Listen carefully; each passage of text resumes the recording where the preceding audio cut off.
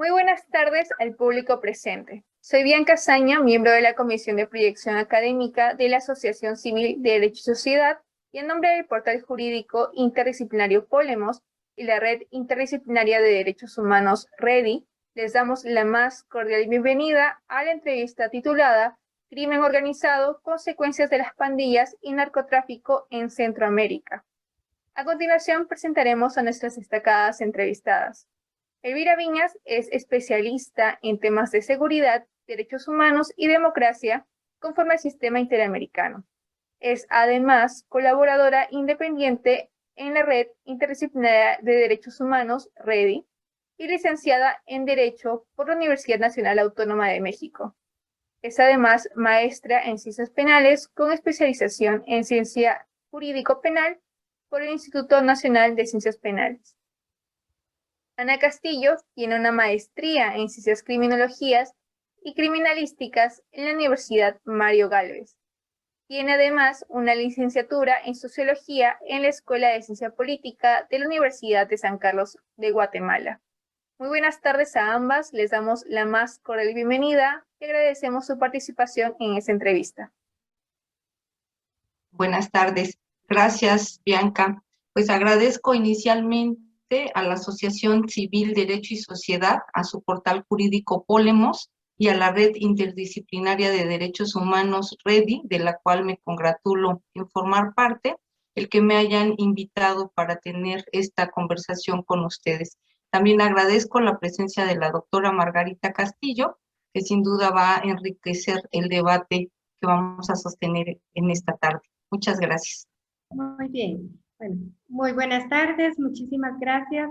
Agradezco a la Comisión de Proyección, también al nivel de Derecho y Sociedad Polemos y a REDI por la invitación que me hicieran para participar con la distinguida colega, la doctora Viñas, sobre temas de actualidad e interés para la criminología, la sociología, las ciencias penales y para todo interesado en el abordaje de estos temas como es la criminalidad y la delincuencia y también el narcotráfico. Muchas gracias a ambas. Entonces, a continuación explicaremos la dinámica de la entrevista. Se realizarán 4 preguntas a ambas entrevistadas, 2 para la doctora Elvira Viñas y 2 para la doctora Ana Castillo.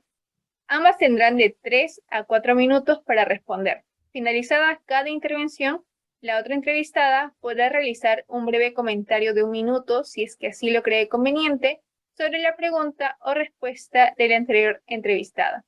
Finalmente, tras cerrar con la ronda de preguntas, cada ponente podrá hacer una breve reflexión de 1 minuto. Una vez precisado ello, procederé a formular las preguntas. En primer lugar, doctora Elvira Viñas, ¿cuáles son los efectos de las pandillas y el narcotráfico en las mujeres y jóvenes de Centroamérica? Buenas tardes. Pues son efectos devastadores. De acuerdo al instrumento de documentación y evaluación de la amenaza en Latinoamérica que se presentó el año pasado en Europa, tenemos la presencia de 436 grupos de delincuencia organizada en América Latina, entre cárteles, pandillas, clanes, familiares y bandas. ¿Esto qué significa o en qué se traduce y de qué forma impacta a nuestras juventudes? Pues estas organizaciones han aprovechado los vacíos institucionales de nuestros países y también las ausencias que hay en las casas para captar a estos jóvenes. Y el resultado se refleja en un incremento en los homicidios. De acuerdo a la Oficina de las Naciones Unidas contra la Droga y el Delito, en un reporte que hizo en el 2021, el 37% de los homicidios violentos del mundo se registran en América Latina. Y también este informe da cuenta de que 1 de cada 4 mujeres son víctimas de violencia física y violencia sexual. Los pocos espacios que tienen nuestros jóvenes, las posibilidades casi nulas de poder acceder a la educación o a un trabajo, ha permitido que estos grupos vayan ganando terreno. Incluso las formas de captarlos se han vuelto más diversas y es a través precisamente de plataformas como Facebook, como Instagram, como WhatsApp y algunas otras aplicaciones donde los jóvenes son reclutados por la incidencia, por la presencia que tienen en ese tipo de plataformas, donde son reclutados y donde a la vez también son ofrecidos como mercancía, en el caso de las mujeres, en el caso también de muchos jóvenes, son ofrecidos como mercancía por estos grupos, o bien empiezan a trabajar en un área que se llama de vinculación criminal, donde los jóvenes precisamente son los que hacen llegar los insumos a estos grupos organizados. Las maras, como sabemos, pues son grupos de delincuencia organizada muy violentos y que se conforman principalmente por jóvenes, y ellos en sus, pues sus ritos de iniciación, anteriormente, como por el año 2000 más o menos, el brincamiento, que es como ellos le llaman a la forma de ingresar a estos grupos, el brincamiento se hacía a través de golpizas que propinaban al iniciado. Entonces, si hablamos de la Mara Salvatrucha, eran 13 segundos de una golpiza brutal por todos los miembros de la clica al indiciado. Y si es la pandilla 18, pues eran 18 segundos de golpes. Actualmente, estas pandillas han cambiado el modo de brincamiento y haciéndolo especialmente violento para las mujeres. Ahora el brincamiento para ellas le llaman el brincamiento por amor y consiste en que todos los miembros de la Mara violen a la mujer que va a ingresar en la pandilla. ¿Esto qué significa o en qué se traduce? Pues que derivado de estos brutales ataques que reciben las chicas, pues muchas de ellas pierden la vida o quedan con lesiones bastante considerables, y como forma de ocultamiento de estos delitos, pues las chicas son desaparecidas o son privadas de la vida. También se han registrado, y este informe que les mencionaba al principio da cuenta de ello, se ha registrado por parte de los países que ya las formas de captamiento, de reclutamiento de los jóvenes ya no son como lo eran hasta hace unos años, ¿no? Que algunos llegaban por voluntad propia, algunos sí eran captados por ellos. Ahora los reclutamientos van los miembros de las pandillas literalmente a sustraer a las chicas, a los chicos de sus casas. Esto que propicia, pues, que se empiece a hacer desplazamientos internos y también se empiecen a hacer migraciones hacia otros países, y esto pone en una especial situación de vulnerabilidad justo a mujeres y a jóvenes. Estas pandillas lo que han hecho, estos grupos criminales lo que han hecho es exacerbar las diferencias que ya teníamos de por sí en la región, han profundizado esas brechas que ya existían de falta de educación, falta de empleo, falta de acceso a mejores condiciones, y han sido particularmente violentas y han sido particularmente fructíferas en este tiempo de la pandemia, porque el tiempo que anteriormente los jóvenes pasaban en la escuela, durante la pandemia, al tener esos espacios vacíos, se generó que pasaran más tiempo en los lugares donde estas personas los reclutan, ¿no? Que son centros de diversión, que son centros deportivos, que son bares, que son fiestas clandestinas que también empezaron a proliferar en las regiones con motivo de la pandemia. Entonces, vemos que este espacio que ha sido descuidado por el Estado, que ha sido descuidado por las familias, ha sido aprovechado por estos grupos delincuenciales, quienes han mostrado también un aumento en sus rutas de tráfico y de tránsito a través de los países. Y con la inclusión o la cuestión ahora de las criptomonedas y el dinero digital, pues vemos que estos movimientos han sido más sencillos, que ellos se han podido diversificar, que han podido ganar territorio, han podido ir avanzando. Y entonces, aunque los chicos salgan de un país huyendo de una mara, pues vamos a encontrar que tienen comunicación y tienen presencia en otros países.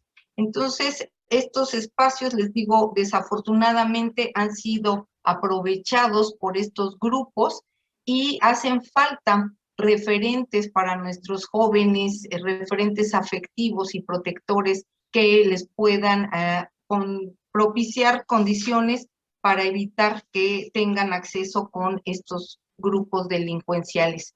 Más adelante, pues hablaremos ya de temas más específicos de cómo poder atender estas violencias, y hablo de violencias justamente porque vemos que se están transversalizando. Ya no solo es la violencia general o la violencia per se, sino que vemos que vienen violencias sistemáticas en las que ponen en especial situación de vulnerabilidad a los jóvenes y a las mujeres. Y si tomamos en cuenta los informes de UNICEF de que es justo la población joven la que va a presentar un aumento en los próximos años, pues ellos pasan prácticamente a ser mercancía de reemplazo para estos grupos, y ahí la peligrosidad y ahí los focos de alerta para los países, para las familias en atender estos fenómenos. Gracias.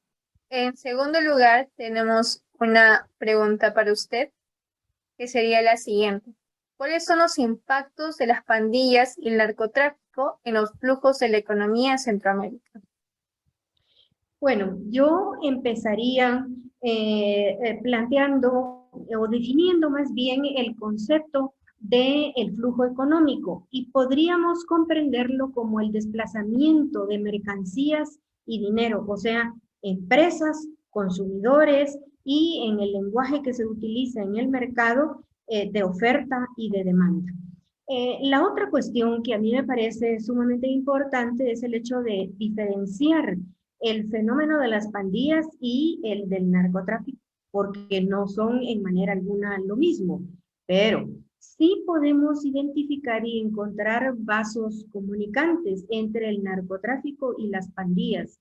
Por ejemplo, sabido es que el narcotráfico contrata a jóvenes involucrados en las pandillas y, como digo, incrementándose en el caso de las mujeres también, para la distribución y la venta de droga al por menor, conocido como el narcomenudeo. Pero también, y eso es sumamente peligroso, la contratación de sicarios. En las pandillas nosotros encontramos también la figura del sicariato, lo que incrementa no solo el involucramiento en los ilícitos, sino el tema de la violencia.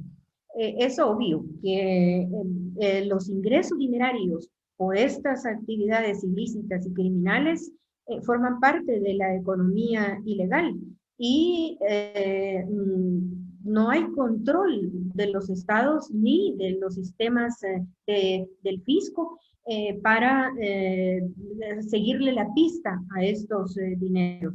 Entonces, hecha esa salvedad, también a mí me parece importante mencionar que en el caso, digamos, del narcotráfico, que son actividades económicas ilícitas, pero que tienen de manera muy específica o puntual diferencias con otras actividades ilícitas, estas les han permitido a una cúpula o un grupo reducido de narcotraficantes un enriquecimiento ilícito sin parangón. Se estima, de acuerdo a algunos estudios, que podría considerarse que el lavado en dólares podría llegar a unos 100.000 millones de dólares que son lavados. Y no pueden ser lavados de otra manera que no sea a través de los sistemas bancarios y los financieros de los países, pese a que han habido cambios, ¿verdad? Que más adelante creo que vamos a conversar sobre eso. Digo, en los sistemas de control sigue habiendo una cantidad inconmensurable de dinero que entra al sistema bancario y financiero para ser lavado. De manera entonces que esto también pone en gravísimo riesgo no solo la propia institucionalidad, sino también al conjunto, al Estado, realmente en su conjunto. Si bien es cierto que uno puede identificar que a través del narcotráfico hay una generación y quizás una expansión del empleo. Esto se da sobre la base de la comisión de hechos ilícitos e ilegales, y es una acción que no tiene sostenibilidad, porque el narcotráfico no va a ser una inversión en infraestructura productiva, de tal cuenta entonces que los ingresos que se puedan generar para las personas individuales no van a ser permanentes. Y como sucede en este tipo de sistemas, desde el que es el productor, que va a ganar prácticamente una nada, hasta el gran capo, hay todo un tránsito de actividades ilícitas que le permiten a los narcotraficantes realmente hacer una acumulación de riqueza. Si bien es cierto también que el sistema bancario nacional de los países observa algunas regulaciones, hay otros que, sin embargo, no se conducen en la misma línea. Y además nosotros encontramos también países que siguen como conservando, se puede decir así, el derecho del secreto bancario.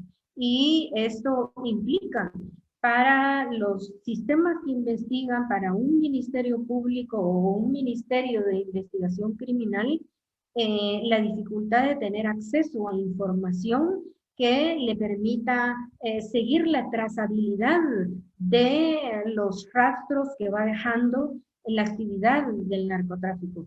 Entonces, verdaderamente hay un dinero importantísimo, grande en números, que no se destina para las políticas públicas, como ya lo decíamos anteriormente, y políticas que tienen que ver con el bienestar, con la calidad de vida, con la educación, con el empleo, con el acceso a la vivienda, incluso al agua potable y a servicios básicos para la población. Entonces, yo creo que definitivamente nosotros estamos en estos momentos en una situación no solo de desgaste institucional, sino de un gravísimo impacto en términos de la economía de los países, en términos del fortalecimiento de las instituciones. Y el narcotráfico va a la vanguardia de la tecnología, de la capacitación a cuadros, porque hay profesionales involucrados. Ellos cuentan con profesionales de las finanzas, de la economía, de la sociología, la criminología, por ejemplo, para poder entender el comportamiento no solo del fenómeno criminal, sino realmente de cómo el narcotráfico se va conduciendo a nivel mundial. Y la otra cuestión es que allende de las fronteras de los países, el narcotráfico se cataloga como un delito de carácter ya internacional. O sea, va más allá de las fronteras que tienen los países y en alianza, por supuesto, con otras redes criminales. Es importante en esta línea mencionar, no sé si ustedes lo conocen, pero sobre esto hay que hacer también estudios sobre la red oscura o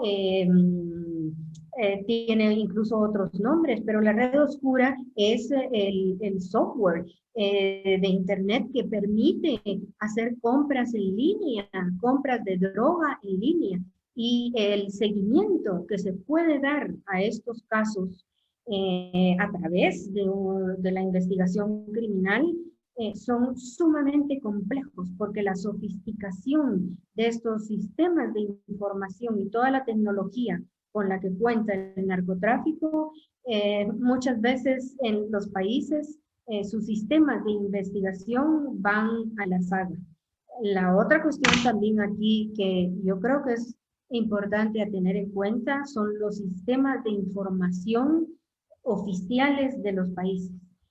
porque adolecen de serias debilidades, por ejemplo, en la recolección de información, en el uso de la tecnología de última generación, de tal cuenta que las personas que nos dedicamos o que intentamos hacer análisis sobre la problemática del narcotráfico y otras problemáticas asociadas a la violencia y a la destrucción de la institucionalidad y el Estado, encontramos serias dificultades y tenemos que recurrir a información alternativa para poder hacer análisis mucho más acabados de qué es lo que está pasando con el crimen organizado, con la delincuencia, con el narcotráfico y su impacto en el bienestar de la población, en la vida cotidiana de la gente, en la construcción del tejido social, en la violencia que se genera y la fuga de dinero que va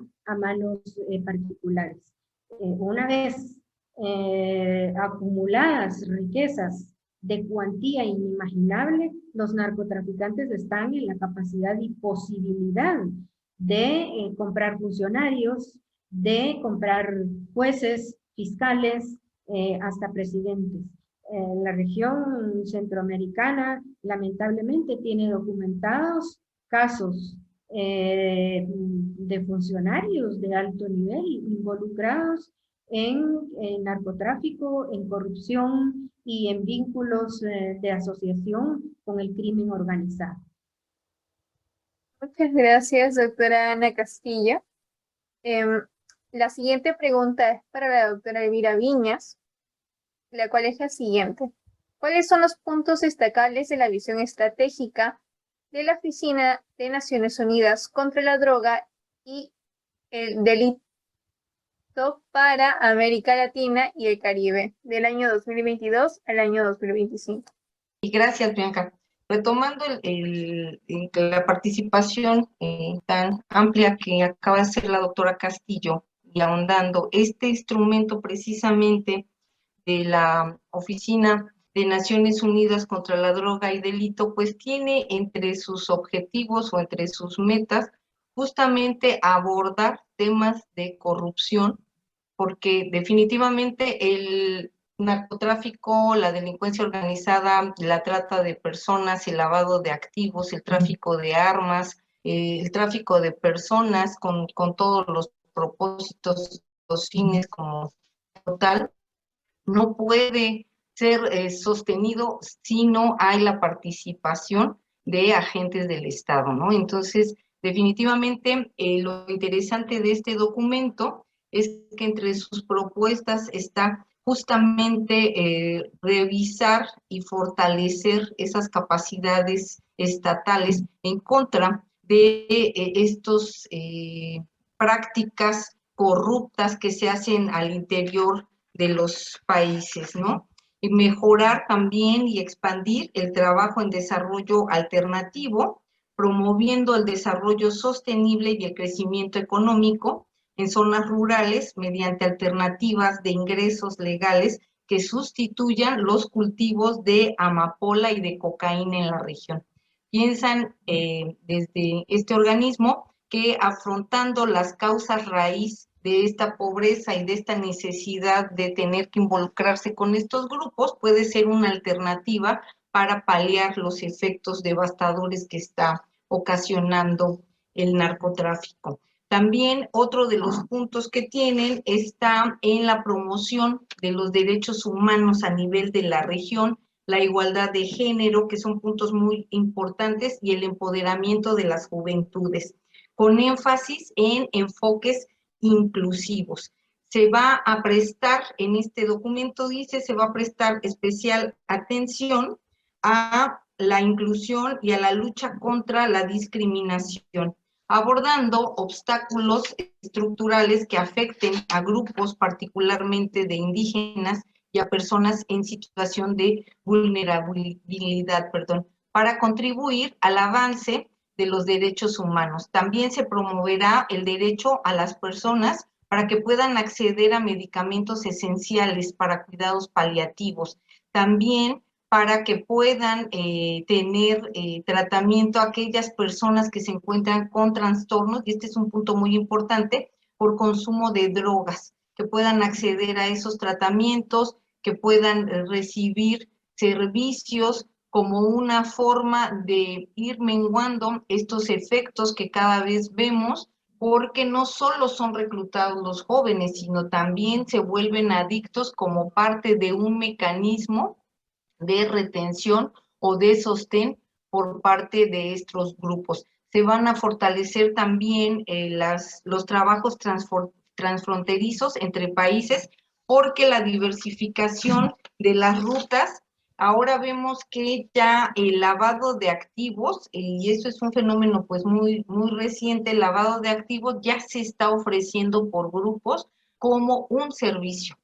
O sea, antes cada quien llevaba sus cuentas y tenía sus propios, su propio personal, por llamarlo de alguna manera, para blanquear capitales. Ahora ya hay grupos de delincuencia que están especializados, se han detectado por lo menos 4 grupos de delincuencia organizada transnacional en la región que se dedican a ofertar como un servicio el lavado de activos. Entonces aquí este programa pretende incidir en esos puntos, fortalecer las conexiones entre instituciones, entre Interpol, Ameripol, de tal suerte que se puedan compartir prácticas exitosas, que se puedan compartir insumos para generar georreferencia delictiva y que pues, se pueda hacer la captación de estos grupos y la forma en que están operando y la forma en que se están moviendo a través de este dinero digital, de estas criptomonedas que vienen a presentar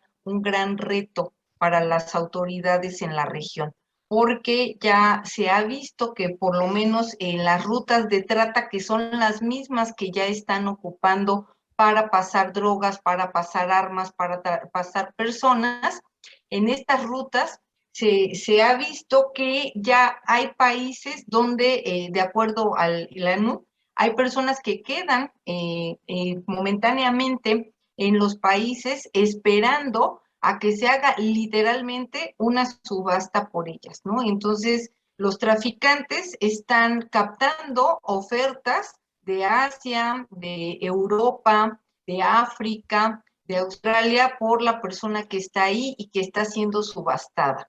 Y esos movimientos son muy difíciles de captar por parte de las autoridades, por parte de las instituciones financieras, porque generalmente estos pagos se hacen a través de criptomonedas. Y otra parte también importante es que este programa pretende fortalecer la investigación justamente de los ciberdelitos, porque tenemos, aparte del phishing, que es como extraen información, se está dando una nueva modalidad de cometer delitos cibernéticos que se llama el ransomware, que es un programa que bloquea la información de las empresas, sobre todo va enfocado a empresas, y entonces lo que hacen los hackers es pedir un dinero a cambio de que se puedan liberar los equipos y no siempre se logra la recuperación total de la información. Entonces, estamos viendo que ellos en estos 2 años, lejos de que tuvieran un retroceso, han ido avanzando, a diferencia de lo que pasó con los estados, con los países, que distrajeron elementos de la policía para atender cuestiones de gobernanza, para atender cuestiones de salud con el tema de la pandemia, que muchos de ellos se enfermaron, que incluso algunos elementos murieron. Entonces hubo movimientos ahí de desestabilización entre las corporaciones que permitieron que estos grupos pudieran avanzar a satisfacción y que pudieran ir ampliando sus rutas, porque se vio un incremento bastante considerable en el traslado de drogas, de armas y de personas en alta mar. Entonces, ahorita uno de los puntos prioritarios también de este documento es justamente fortalecer esas rutas de salida, porque se ha detectado que ya la manera más común o más práctica para ellos de mover personas, armas, dinero, porque ya también las personas anteriormente, se oye muy fuerte el término, pero anteriormente las mulas eran para trasladar droga. Ahora estamos viendo que las personas también están siendo utilizadas para trasladar dinero. Y ya se habla de esta nueva variante donde las personas son reclutadas, y justamente esto va hacia la primer pregunta que me hacías, hacia jóvenes y hacia mujeres, que son los más vulnerables y se están utilizando para trasladar capitales, porque es tanta la cantidad de dinero. Ya nos mencionaba la doctora Margarita la cifra exorbitante de millones de dólares que se maneja por parte de estos grupos. Entonces, no siempre con la compra de inmuebles y con las operaciones tradicionales es posible mover estas cantidades. A veces se necesita el sencillo, el efectivo, para hacer pagos más concretos entre los grupos de delincuencia local que apoyan a estos grandes grupos delincuenciales a nivel transnacional, y que para mí, les reitero, como les dije en un principio, la cifra de 436 en América es una cifra impresionante. Y hemos visto la expansión hacia los diversos continentes y cómo este documento pues pretende justamente tratar de fortalecer, tratar de integrar los esfuerzos de los países de tal suerte que se puedan ir poniendo barreras y que se frene un poco el crecimiento de estos grupos, el avance de estos grupos en materia de, sobre todo, ciberdelitos, ¿no?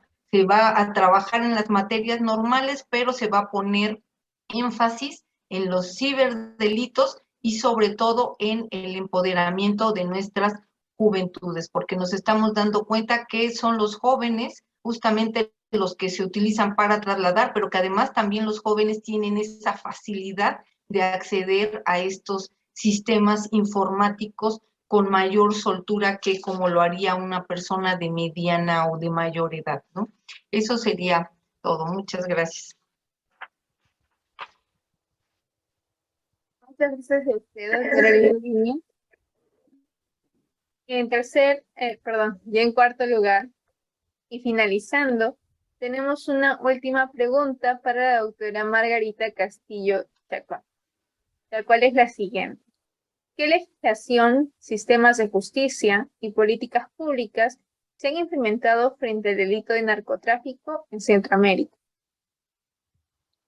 Bueno, en principio yo creo que es importante identificar que los países en Centroamérica se han acogido, ratificado y signado la Convención de las Naciones Unidas contra la Delincuencia Organizada y sus protocolos.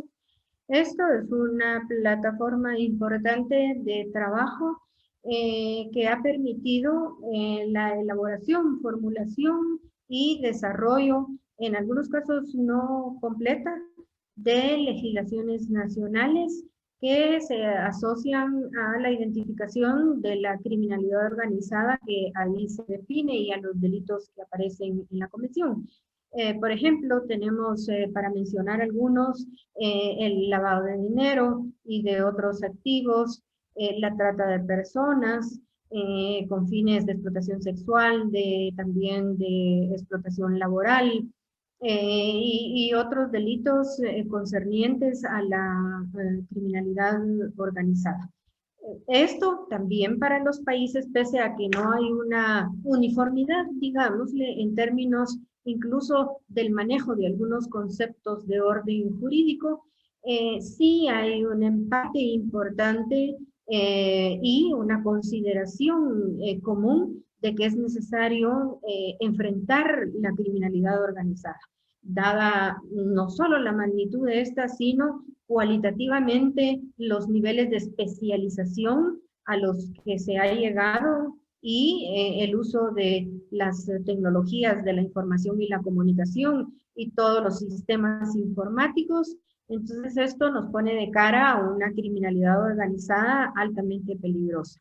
Entonces, nosotros la lectura que podemos dar es que hay consonancia y empate, por así decirlo, en los países respecto de qué legislaciones deben regularse. Entonces, hay elaboración de estas leyes. solamente como mención y porque es un caso, bueno, como novedoso, pero también tiene sus bemoles. En el año 2012, el que entonces era presidente de Guatemala, Pérez Molina, hoy preso por actos de corrupción gravísimos durante su gobierno, impulsó una propuesta de discusión sobre el tema de despenalización. En ese momento, sus homólogos en Centroamérica no todos se sumaron a la propuesta que planteaba de generar un debate y una discusión seria con profesionales de alto nivel para la discusión y propuestas sobre el tema de despenalización, habida cuenta de que, por ejemplo, en algunos países se penaliza al consumidor sin entender que se trata de personas que deben ser atendidas desde la salud pública de los países. Entonces, digo este ejemplo porque finalmente no cuajó y como algo irrisorio, quiero señalar que su ministro de Gobernación está también detenido hoy día precisamente por estar involucrado en narcotráfico. Entonces, la caricatura, si vale la palabra, de funcionarios públicos que tenemos en muchos de los países, no solo de Centroamérica, sino a nivel de la región latinoamericana, nos pone en serios aprietos y dificulta profundamente la aplicación de derechos humanos, fortalecimiento institucional, diseño y puesta en marcha de políticas públicas de bienestar social. Y estos son temas que también tendrán que ser debatidos en su momento, porque la sociedad civil y las organizaciones tendrán muchos aportes al respecto para el fortalecimiento de las instituciones y para alcanzar un desarrollo muchísimo más integral para los países. Muchísimas gracias, doctora Ana Castillo. Finalmente, como última intervención de nuestras entrevistadas, las mismas harán una breve reflexión sobre el tema. Por favor, ¿podría empezar la doctora Elvira Viñas? Y pues nada más como corolario a lo que hemos expuesto, la doctora Margarita y una servidora, pues nos vamos a enfrentar a retos mayúsculos en América Latina con la expansión de estos grupos delincuenciales, con la vulnerabilidad de nuestros jóvenes, con los sistemas corruptos que hay en la mayoría de los países que han permitido que esto vaya pues en ascenso y creciendo, y con esta diversificación de actividades que hemos venido mencionando de estos grupos delincuenciales y sus presencias en mayor número de rutas, en mayor número de países y cada vez con formas más violentas de reclutamiento de personas, ¿no? Entonces, son desafíos que se vienen a sumar a los que originalmente ya teníamos en nuestra región de América Latina y que sin duda van a requerir de un esfuerzo importante, tanto de las autoridades como de la misma ciudadanía. Entonces, creo que aquí el punto medular para mí sería que podamos enfrentar estas violencias desde la persona, desde un enfoque de derechos humanos y que empecemos quizá por lo que pareciera más sencillo, pero lo más importante, empezar a trabajar redes de apoyo entre la sociedad, entre la familia, para que podamos evitar estos espacios de abandono y de vacío hacia nuestros jóvenes y no permitir que estos grupos lleguen y los tomen. La medida en que nosotros como sociedad empecemos a ser más cercanos, empecemos a tener más esa conciencia, ese conocimiento de que los derechos humanos son de todos, que los derechos humanos están en todo y no podemos concebir ninguna acción, ninguna política pública si no es desde los derechos humanos. En ese sentido y de esa manera vamos nosotros a ir fortaleciendo a nuestros jóvenes, vamos a ir empoderándolos, que ellos vayan conociendo todos los derechos que tienen y que no es normal este tipo de violencias que se están viviendo. No podemos normalizar estas violencias. No podemos normalizar y quedarnos de brazos cruzados ante estos incrementos de homicidios que cada vez son más violentos, con mensajes más fuertes hacia la sociedad para generar justo ese miedo. No podemos permitirlo, y solamente a través de la educación, y la educación justo desde los derechos humanos, es como vamos a poder permear estas situaciones. Y bueno, espacios como Polemos, que brindan información a los jóvenes, son fundamentales. Creo que la difusión de estos temas, estas charlas, el poder contemplar quizá debates más enriquecedores para presentar soluciones alternativas. La ventaja de nuestras juventudes es que son muy creativos y que en los mismos jóvenes podemos ir encontrando las respuestas a estos desafíos que se nos van a presentar. Entonces creo que es momento que los estados empiecen a escuchar a sus juventudes, y se pueden empezar a escuchar así desde portales institucionales como lo es Polemos, y fortalecer justo estas redes para llegar a quienes no tienen ese privilegio de acceder a un sistema educativo, quizá a una computadora, al sistema de internet. Bueno, podemos nosotros quizá como red, como jóvenes, poder acercarnos y dar esas charlas, poderlo comunicar a nuestros amigos en la escuela, a nuestros vecinos. Quizá esa comunicación, ese fortalecimiento entre personas va a ser lo que sin duda marque una pauta en el cambio ante estos desafíos que nos presenta la delincuencia organizada transnacional en Latinoamérica. Muchas gracias. Buenas noches. Muchísimas gracias, doctora Elvira Viñas. Ahora, doctora Ana Castillo, por favor, sus últimas palabras. Bueno, yo creo que ya la colega Viñas avanzó muchísimo sobre la línea de la prevención, y con lo expuesto yo definitivamente estoy totalmente de acuerdo y creo que es una ruta a diseñar en todos los países de América Latina. Solamente quiero enfatizar, para el combate a la delincuencia organizada es indispensable, sin lugar a dudas, el fortalecimiento de los sistemas de justicia. Un ministerio público comprometido, ético y muy profesional con el combate a través de la investigación criminal y de cuadros de profesionales altamente capacitados es indispensable para poder investigar este flagelo, para poder identificar a los culpables y que estos tengan nombre y apellido para que purguen las condenas que sean necesarias. Esto implica entonces jueces probos, intachables, igualmente fiscales del Ministerio Público, intachables, probos, con niveles muy sólidos de conocimientos en la materia que les corresponde, e igualmente también un sistema penitenciario fortalecido para que no lleguen delincuentes de la criminalidad organizada a disponer de las cárceles y a poner bajo su mando y sus órdenes a otros reclusos que también han ingresado por diversas razones a las cárceles. Entonces, digo, la parte de la prevención que creo que la desarrolló bastante la doctora Viñas, y esta parte de la investigación y sanción, de la investigación criminal y sanción, porque son delitos que deben ser perseguidos. Muchas gracias a ambas. Finalmente, a nombre del portal jurídico interdisciplinario Polemos y a Redi, reiteramos nuestro agradecimiento a la doctora Viñas y a la doctora Castillo, quienes nos han brindado destacadas exposiciones. Finalmente, los y las invitamos a que puedan visitar Polemos, el portal jurídico de Derecho y Sociedad, así como a la ONG Redi. Muchas gracias. Nos vemos en una próxima oportunidad.